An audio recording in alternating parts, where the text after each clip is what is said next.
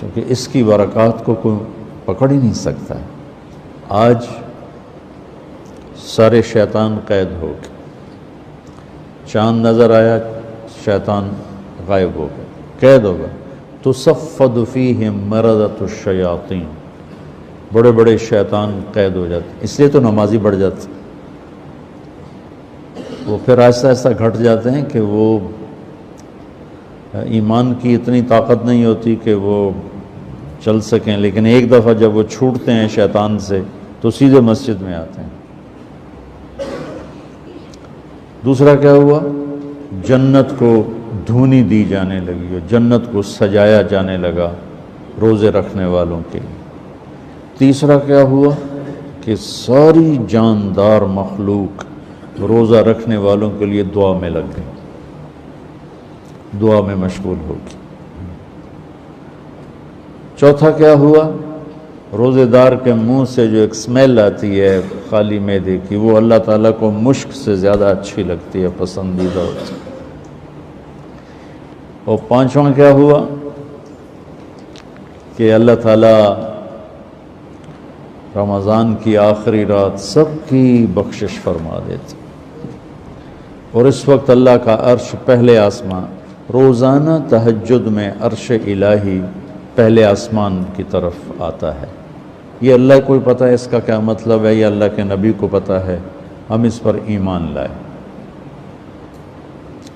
رمضان میں عرش الہی پہلے آسمان پر ہوتا ہے اور پورا مہینہ پہلے آسمان پر ہی ہوتا ہے۔ جہنم کے دروازے تالے لگا دیے گئے، جنت کے دروازے تالے کھول دیے گئے۔ پہلی امتوں کو ان باتوں میں سے ایک بات بھی نصیب نہیں تھی، ان کے لیے رمضان اور غیر رمضان ایک طرح تھا۔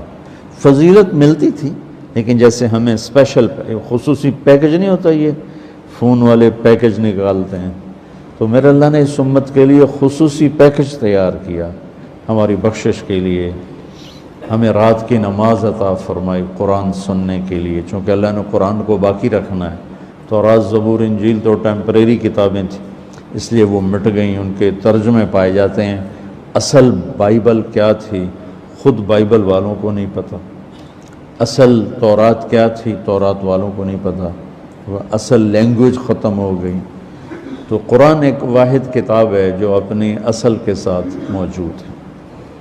تو آپ کو ایک فضیلت یہ حاصل ہے کہ آپ روزے رکھیں گے، دوسری فضیلت یہ حاصل ہے کہ آپ اللہ کے راستے میں رہیں گے، تیسری فضیلت یہ ہے کہ آپ علم کی طلب میں رہیں گے۔ تو اس سے خوبصورت رمضان کسی کا نہیں ہو سکتا۔ یا جو اللہ کی راہوں میں دھکے کھا رہے ہیں، کوئی پیدل چل رہا ہے، کوئی اونٹ سراؤں میں چل رہا ہے، کوئی سفر کر رہا ہے، یا آپ ہیں جو گھر کو چھوڑ کر اللہ کا دین سیکھنے کے لیے جمع ہیں، آپ کا رمضان انتہائی عالی شان رمضان۔ اور افطار کے وقت عرش کے فرشتے جو اللہ کی تسبیح پڑھ رہے ہوتے ہیں، اللہ تعالیٰ فرماتے ہیں کہ میری تسبیح چھوڑ دو اور افطار کرنے والوں کی دعا پہ آمین کہو۔ تو جب لوگ کٹھے ہوتے ہیں افطاری کے لیے، حرمین میں بڑا ایمانی روح پرور منظر ہوتا ہے دیکھنے والا، کہ لوگ وہاں اپنے دسترخوان لگاتے ہیں، پھر دوڑ لگاتے ہیں لوگوں کو پکڑنا، بھی آپ میرے دسترخوان، آپ میرے دسترخوان پر ہیں۔ چھوٹے چھوٹے بچے اور بڑے بڑے شیخ، ان کے مالدار رئیس نواب ٹائپ لوگ، وہ بھی نوکروں کی طرح بھاگ رہے ہوتے ہیں کہ آپ میرے دسترخوان، آپ میرے دسترخوان پر آ جائیں۔ دسترخوان زیادہ ہوتے ہیں اور لوگ باہر بھی ہوتے ہیں، بکھرے ہوتے ہیں، تو ہر ایک کی تمنا ہوتی ہے کہ لوگ میرے دسترخوان پر سارے آ جائیں۔ تو حرمین کی برکتوں کو تو خیر کوئی بھی نہیں پہنچ سکتا ہے، لیکن حرمین کی برکتوں کے بعد اللہ کے علم کو لینے کے لیے روزے کی حالت بہت اعلیٰ چیز، بہت خوبصورت چیز ہے۔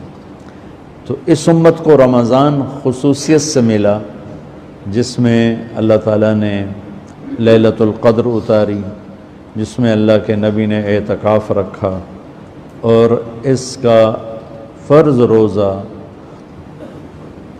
اس کی قیمت آپ اس حدیث سے لگائیں، لو ان رجلا صام یوما تطوعا ثم اعطی ملء الارض ذهبا لم یستوف ثوابہ دون یوم الحساب، جس شخص نے نفل روزہ رکھا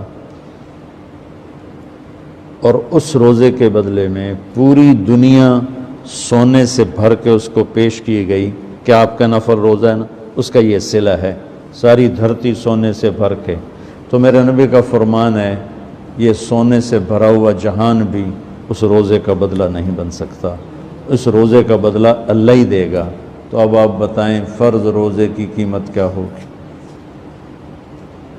تو اب دعا کرو اللہ پوری امت کو روزے رکھنے کی توفیق۔ اللہ تعالی ہمارے سرحد کے بھائیوں کو جزائے خیر دے۔ پٹھان روزہ نہیں چھوڑتے، بہت کم، وہ نماز نہیں پڑھتا ہوگا لیکن مر جائے گا، روزہ نہیں چھوڑے گا۔ یہ ان میں ہمارے ان بھائیوں میں خصوصیت ہے۔ پنجاب میں کچھ روزہ رکھتے ہیں، زیادہ نہیں رکھتے، سندھ میں برائے نام ہے، اور آگے بلوچستان میں کسی کو پتہ ہی کوئی نہیں ہوتا، بلوچوں کا جو بروہی علاقہ۔ تو آپ لوگ دعا کرو، آپ اللہ کے راستے میں ہو، کہ اللہ پورے ملک والوں کو بھوک کا خوف نکال دے، پیاس کا خوف نکال دے۔ اس لیے تو اللہ تعالیٰ فرماتا ہے کہ روزے کا بدلہ میں خود ہوں۔ نماز پڑھو جنت، حج کرو جنت، عمرہ کرو، ذکر تلاوت جنت، تبلیغ جہاد تصنیف تالیف ذکر بندگی جنت۔ روزہ رکھو تو اللہ کہتا ہے میں مل جاتا ہوں، روزے پہ اللہ مل جاتا ہے، الصوم لی وانا اجزا بہ۔ اور روزہ دو چیزیں پیدا کرتا ہے، صبر اور تقوی۔